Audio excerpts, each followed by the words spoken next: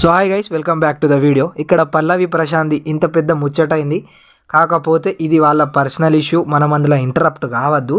కానీ నాకు ఏంటంటే ఒక చిన్న ఫీలింగ్, వీళ్ళు ఒక వీడియో వేసి పల్లవి ప్రశాంత్ గురించి సపోర్ట్ గురించి, ఎందుకంటే ఉన్న కంటెస్టెంట్సే కలిసిమెలిసి అన్నం తిన్నారు, గేమ్లు ఆడారు, నవ్వుకున్నారు. కాబట్టి ఒక చిన్న వీడియో లేకపోతే ఒక ఆడియో ఏదో ఒకటి పల్లవి ప్రశాంత్ సపోర్ట్ని ఇట్లా పాపం అదో ఇది జైల్లో వేసిరట అట్లా చేయదు అని ఒక చిన్న రియాక్షన్ ఇచ్చినా సరిపోతుండే. కాకపోతే ఇక్కడ డిన్నర్ పార్టీలు నడుతున్నాయి.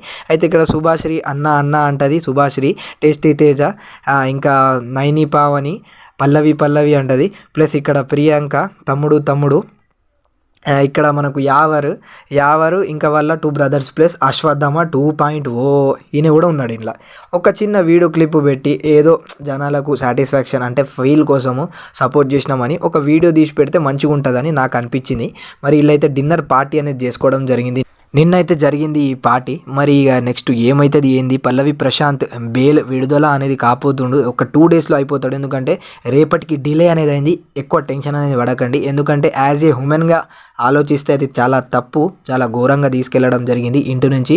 వాళ్ళ ఫ్యామిలీ సిచ్యువేషన్ చూస్తే చాలా అంటే చాలా ఎమోషనల్ అనిపించింది.